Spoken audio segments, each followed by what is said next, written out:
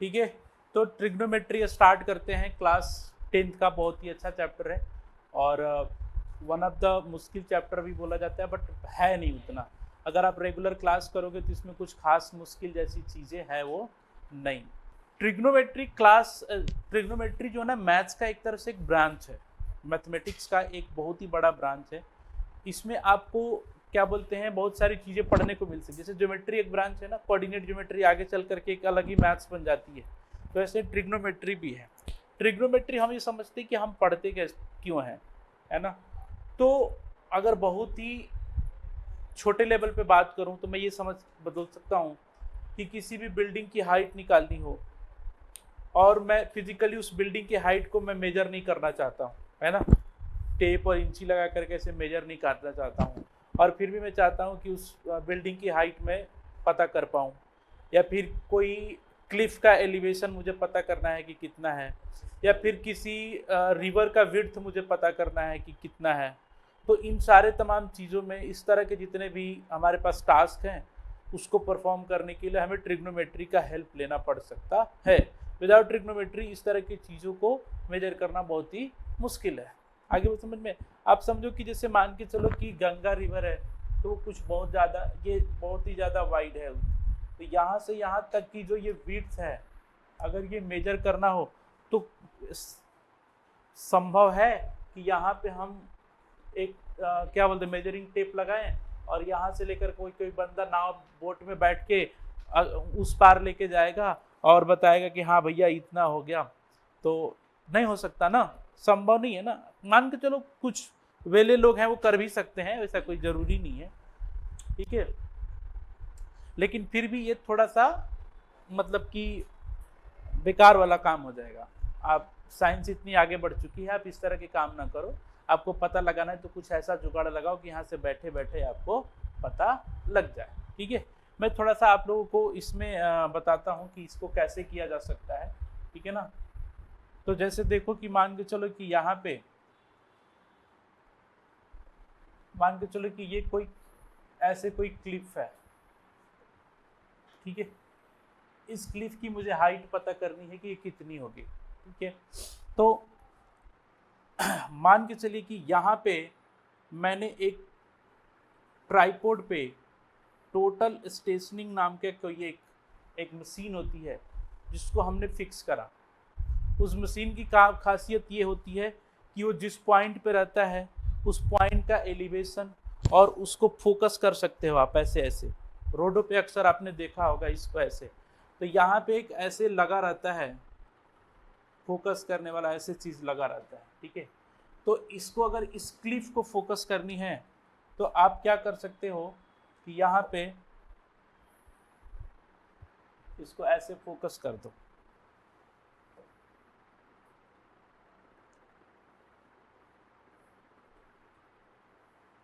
इसको आप एडजस्ट कर सकते हो अपने हिसाब से, ऐसे ऐसे एडजस्ट कर सकते हो। तो एक बार यहाँ पे जब फोकस करोगे तो यहाँ पर रीडिंग रहेगी, मतलब एक वो रहेगा, डिस्प्ले रहेगा, उस डिस्प्ले पे आपको रीडिंग मिल जाएगा कि कितना डिग्री का हॉरिजॉन्टल से ये एंगल बना रहा है। आ रही बात समझ में, हॉरिजॉन्टल से ये एंगल आपको पता लग जाएगा। आगे बात समझ में, तो समवेयर ये एंगल सपोज करते हैं कि कुछ आपका सम अराउंड 50 डिग्री आपका आ गया, ठीक है जी, 50 डिग्री का ये एंगल आ गया, ठीक है। आप ये हाइट भी पता कर सकते हो, ये हाइट भी पता कर सकते हैं। तो यहाँ से ये सपोज करते हैं कि a मीटर आ गया, हाइट आपका h मीटर है, ठीक है जी, पता करना है। तो tan थीटा का उपयोग करके tan 50 degree h divided by a, tan 50 degree की कुछ सम अराउंड वैल्यू होगी जो आपको टेबल से मिल जाएगा। तो h equals to a into tan 50 degree. तो इस तरह से आप इस क्लिफ की हाइट को पता कर सकते हैं। आप यहाँ पे बैठे बैठे ये काम कर लिए, आपको उस क्लिफ पे जाना नहीं पड़ा, चढ़ना नहीं पड़ा, आप इजीली यहाँ से पता लगा सकते हैं। तो ये है एप्लीकेशन ट्रिग्नोमेट्री का। रिवर के विड्थ की बात करता हूँ, तो सपोज कीजिए कि अगर ये रिवर की विड्थ है, हम लोग क्या किए कि इस जगह पे यहाँ पे हम लोगों ने अपने मशीन को फिक्स कर दिया। तो इस रिवर के विड्थ को मुझे पता करना है कि क्या है, ठीक है ना। तो मैंने यहाँ पे लिया, यहाँ से मैंने फिक्स करी। तो आपको क्या करना है कि यहाँ पे ना आप किसी भी तरह का एक कोई पोल यहाँ पे ऐसे खड़ा कर दो अपनी सहूलियत के लिए, कन्वीनियंट के लिए। अब फिर क्या करोगे आप, तो यहाँ से आपने इस पोल के इस हाइट को कर दिया, ठीक है, और एक बार यहाँ पे कर दिया आपने ऐसे। आगे बात समझ में? तो ये चीज आपने क्या ले लिया बच्चों, रिवर के विड्थ को W ले लिया और इसको आपने X ले लिया, और आपने खुद ही किया है तो उस डंडी का हाइट तो आपको पता होगा कि नहीं पता, तो H लगा दिया, ठीक है। और ये जो चीज है अप्रोक्सीमेटली, ये चीज जब नीचे जाएगी तो उतनी ही वैल्यू होगी। तो ये मेरे लिए क्या बन गया, थीटा बन गया। क्या बन गया, ये थीटा बन गया। अब मैं tan थीटा की value H upon X plus W लिख सकता हूँ। यहाँ पे मेरा कुछ θ1, यहाँ पे मेरा कुछ बन जाएगा θ2। तो tan θ2 की वैल्यू H अपन W, यहाँ से H की वैल्यू W tan θ2 आ गया, उसकी वैल्यू यहाँ पे देखिए क्या आ जाएगा कि H equals to X plus W tan θ1। H की वैल्यू पुट कर देंगे, W tan θ2 equals to X tan θ1 plus W tan θ1। इस साइड लाएंगे, W कॉमन लेंगे क्योंकि X आपको पता रहेगा। अब ज़्यादा दूर तो नहीं रखोगे ना मशीन, सामने नदी है तो यहीं पे तो रखोगे, तो ये 5 मीटर 2 मीटर 3 मीटर कुछ होगा। तो इस तरह से आप ट्रिग्नोमेट्री की हेल्प से रिवर की विड्थ पता कर सकते हैं, किसी भी हाई क्लिफ का हाइट पता कर सकते हैं। यहाँ से दूर अगर प्लेन उड़ रही है तो किस हाइट पे उड़ रही है उसको भी पता किया जा सकता है। तो ये ट्रिग्नोमेट्री की कुछ एप्लीकेशंस मैंने बताया है जो हम क्लास 10th स्टैंडर्ड पे पढ़ेंगे, ठीक है। बट फिलहाल हमें इन एप्लीकेशन पे नहीं जाना है। आज इन एप्लीकेशन को अच्छे से परफॉर्म करने के लिए सबसे पहले ट्रिग्नोमेट्री की बेसिक नॉलेज लेना तो जरूरी है।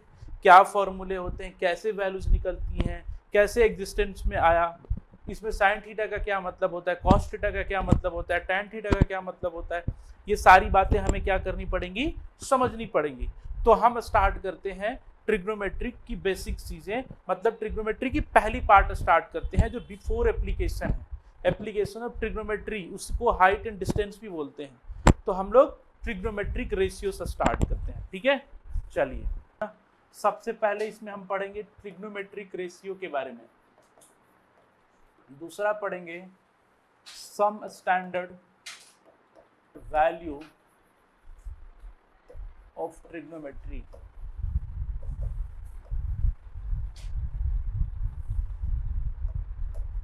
ट्रिग्नोमेट्री। तीसरा trigonometric identities, trigonometric ratios of complementary angle. ये डिलीटेड सिलेबस में है बट फिर भी मैंने लिख दिया, देख लेंगे हम। पाइथागोरस थ्योरम देख लेते हैं एक बार। तो एक राइट एंगल ट्राइंगल में ए बी सी, ये एंगल क्या होता है, 90 डिग्री अगर हम मान लेते हैं। तो देखिए ये एच हो जाएगा, ये बी और ये पी, ये हो गया थीटा। अब समझिए कि साइड अपोजिट टू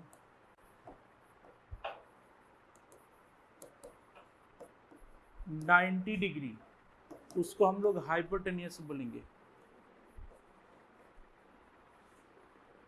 उसको क्या बोलेंगे हम लोग, हाइपोटेनियस बोलेंगे, जिसको हम लोग एच से डिनोट करेंगे, या हाइपोटेनियस लॉन्गेस्ट साइड को भी बोलते हैं। और longest side of the right triangle, right triangle के लॉन्गेस्ट साइड को हम लोग क्या बोलेंगे, हाइपोटेन्यूस बोलेंगे। अच्छा, जो भी एंगल कंसीडर करोगे, जैसे ध्यान से देखो यहाँ पे थीटा है, थीटा एक एंगल को बता रहा है, ज्यादा कंफ्यूज होने की जरूरत नहीं है कि थीटा क्या है ना। थीटा क्या है, एंगल है, जैसे angle x degree, y degree, 10 degree, 20 degree, वैसे ही थीटा डिग्री। थीटा इसलिए ज़्यादा यूज होता है क्योंकि ये मैथ्स जिधर डेवलप हुआ है उधर उस समय वो ग्रीस उधर डेवलप हुआ है, तो उधर का ये ग्रीक लेटर्स होते हैं, तो कहीं भी डेवलप हुआ तो अपने एरिया वाइज ही तो डेवलप होगा। जो इंडिया में डेवलप होगा वो इंडिया की भाषा को यूज करेगा, जो ग्रीस में होगा वो ग्रीस की भाषा को यूज करेगा। आगे समझ में। अब opposite side opposite to angle, जैसे यहाँ पे ये एंगल है, थीटा एंगल है, थीटा एंगल को कंसीडर कर रहे हैं, तो इसकी अपोजिट साइड वो क्या हो जाएगी, परपेंडिकुलर होगा। क्या होगा वो, इज परपेंडिकुलर। अगर मान के चलो, मैं आपको बताता हूं, अगर ये थीटा है तो परपेंडिकुलर हाइपोटेन्यूस बेस ऐसे हुआ। अगर मान के चलो थीटा मैंने यहाँ पे रख दिया, तो बताओ परपेंडिकुलर कौन बन जाएगा, ये परपेंडिकुलर हाइपोटेन्यूस, और ये क्या बन जाएगा, बेस बन जाएगा। तो थीटा अगर यहाँ पे जाएगा तो ये परपेंडिकुलर यहाँ पे है, तो ये परपेंडिकुलर, जस्ट थीटा के सामने वाला एंगल साइड जो है ना वो हमेशा क्या होगा, परपेंडिकुलर होगा। और एडजेसेंट साइड जो होगा, एडजेसेंट साइड जो होगा वो क्या होगा, वो बेस होगा। वो क्या होगा, बेस होगा। दूसरी बात है, P square plus B square equals to क्या हो जाता है, एच स्क्वायर होता है। तो p की value under root H square minus B square, b की value under root H square minus P square, h की value under root P square plus B square. तो अब आते हैं ट्रिग्नोमेट्रिक रेशियो पे। एक राइट एंगल ट्राइंगल में 3 sides हैं, ठीक है, किसी भी 2 साइड को मिलाकर के एक रेशियो बनेगा, तो 3 डिफरेंट साइड से 6 डिफरेंट रेशियोस बनेंगे। इन्हीं डिफरेंट रेशियोस को क्या बोलते हैं हम लोग, ट्रिग्नोमेट्रिक रेशियोस बोलते हैं, ठीक है। तो लिखेंगे there are 6 different ratio of sides of right triangle which are known as trigonometric ratio। तो sin theta equals to p by h, cos theta equals to b by h, tan theta equals to p by b, cot theta equals to b by p, sec theta equals to h by b, cosec theta equals to h by p। देखो बना ना, p और h का ratio, b और h का, p और b का, b और p का, h by b का, h by p का। तो इन रेशियोस को हम लोग बोलते हैं ट्रिग्नोमेट्रिक रेशियोस, ठीक है। तो ध्यान से देखोगे तो एक चीज तो क्लियर है, क्या, साइन थीटा का उल्टा क्या है, कॉसेक थीटा। क्या है, कॉसेक थीटा। और कॉसेक थीटा का उल्टा क्या है, साइन थीटा, ठीक है। तो दोनों जब एक दूसरे के उल्टे हैं तो दोनों को मल्टीप्लाई करने पर आंसर क्या मिलेगा, 1 मिलेगा। तो sine theta into cosec theta equals to हमेशा क्या होता है बच्चों, 1 होता है। क्या होता है वो, 1 होता है। आगे बात समझ में, थीटा के किसी भी वैल्यू के लिए sign theta into cosec theta की वैल्यू क्या होती है, 1 होती है। अब देखिए tan थीटा इक्वल्स टू क्या हो जाएगा, cot theta. Cot theta equals to क्या हो जाएगा, 1 अपॉन tan थीटा। तो tan theta into cot theta की वैल्यू हमेशा क्या हो जाएगी, कॉस थीटा की वैल्यू क्या हो जाएगी, सेक थीटा, सेक थीटा की वैल्यू क्या हो जाएगी, कॉस थीटा, तो sec theta into cos theta की वैल्यू क्या हो जाएगी, हमेशा 1 आ जाएगी। अब ये साइन थीटा है ना, तो यहाँ पे कुछ मैं इंपॉर्टेंट बातें बता देता हूं कि साइन थीटा, इसका ये जो पार्ट होता है ना, ये एंगल होता है, ये क्या होता है, एंगल। अब साइन के साथ जब एंगल नहीं लगेगा तब तक वो ट्रिग्नोमेट्री नहीं बनेगा। आगे बात समझ में। दूसरी बात ये है कि साइन एक्स बोल दूं या साइन वाई बोल दूं या साइन जेड बोल दूं, तो इसका फॉर्मूला नहीं बदल जाएगा, वो अभी भी क्या रहेगा, P बाई एच ही रहेगा। एंगल बदलने से उसका फॉर्मूला नहीं बदलेगा।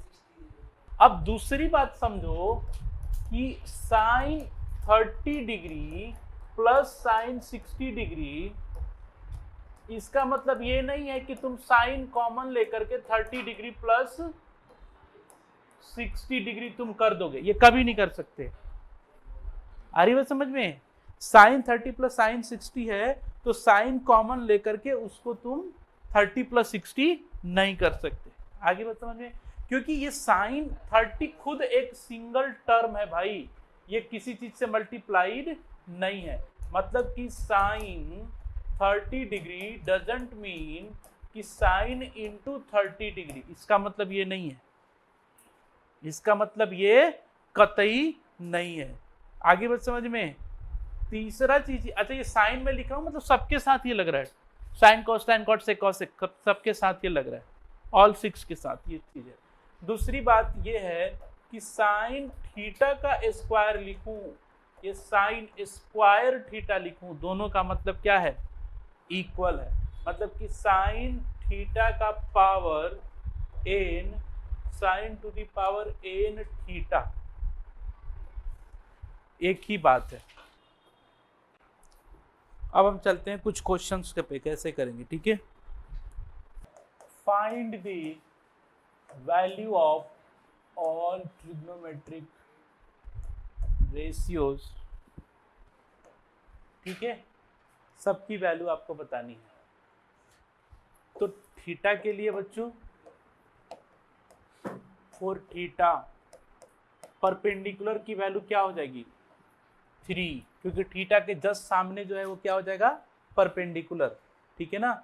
और हाइपोटेनियस क्या हो गया, 5, बेस क्या हो गया, 4। अब साइन थीटा की वैल्यू बोलो, P बाई एच, तो क्या हो जाएगा 3/5।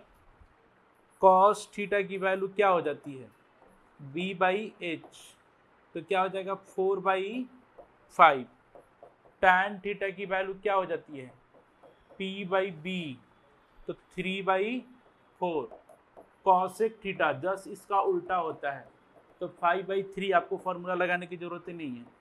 सेक थीटा उल्टा 5/4। कॉट थीटा वो क्या हो जाएगा 4/3। बोलो समझ में आई बात। क्वेश्चन नंबर 2, पहला तो ये हो गया, दूसरा ये रहा। अब देखो भाई, यहाँ पे थीटा नहीं दिया, एक्स दे दिया, 4x डिग्री के लिए।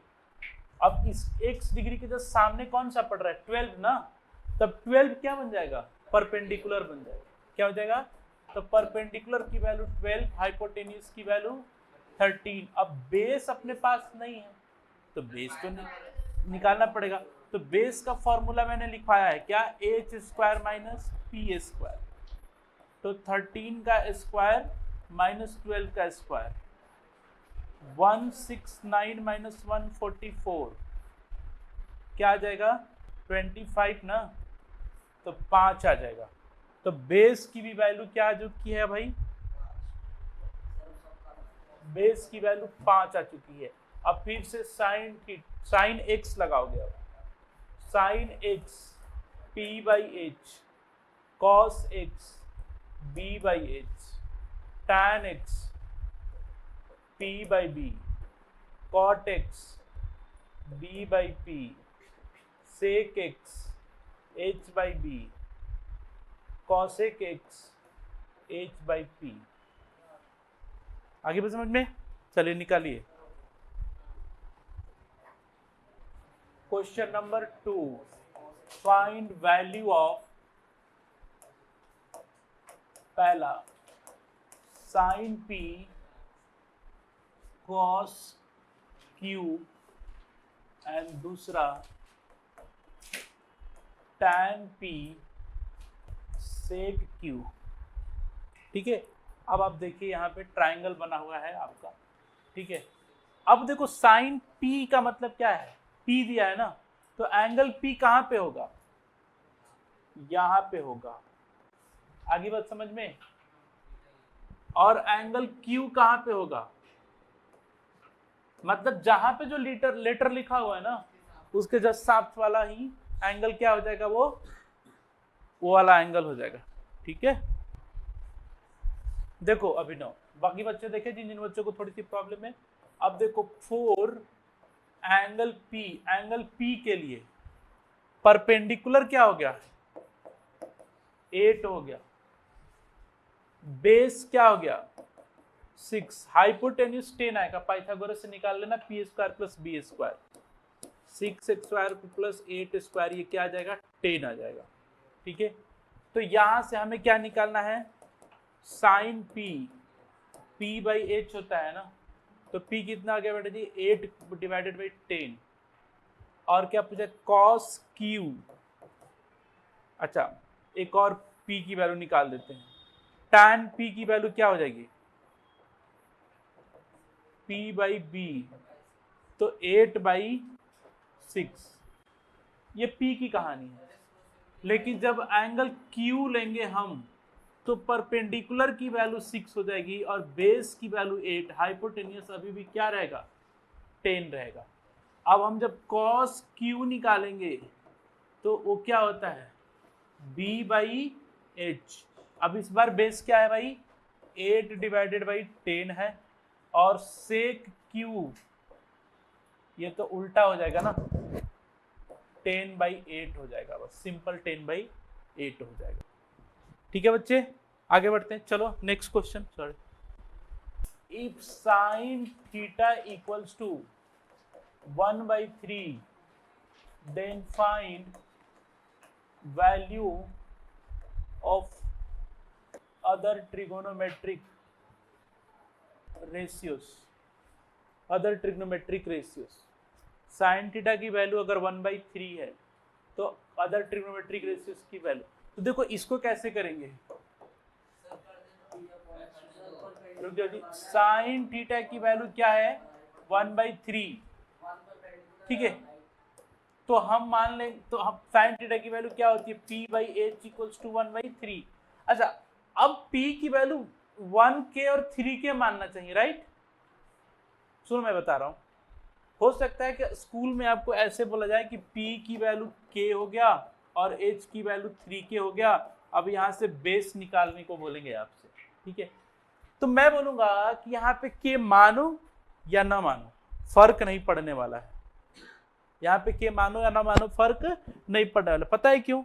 क्योंकि आपको रेशियो में दिया है क्वेश्चन, आंसर भी उसको किस में चाहिए, रेशियो में। तो कल को cos थीटा निकालेंगे तो b बाई एच आएगा, b और h दोनों k में आएंगे, k क्या हो जाएगा कट जाएगा, आंसर k से कोई फर्क नहीं पड़ेगा। तो इस तरह से मानने की कोई जरूरत नहीं है, डायरेक्ट आप क्या मानो p इक्वल्स टू 1 और h की वैल्यू 3 मान लो। तो बेस का फॉर्मूला लगा दो h square minus P square, तो 3 का स्क्वायर माइनस 1 का स्क्वायर 9 माइनस 1 कितना हो गया 8, बोले तो 2√2 कितना हो गया, cos theta equals to b by H, tan theta क्या हो जाएगा p बाई b, तो p कितना है भाई यहाँ पे 1/2√2, cot थीटा तो उल्टा हो जाएगा 2√2, sec थीटा तो उल्टा हो जाएगा 3/2√2, cosec थीटा तो जो दे रखा है उसी का उल्टा हो जाएगा 3 लिख। ठीक है, ये इसका आंसर आ जाएगा।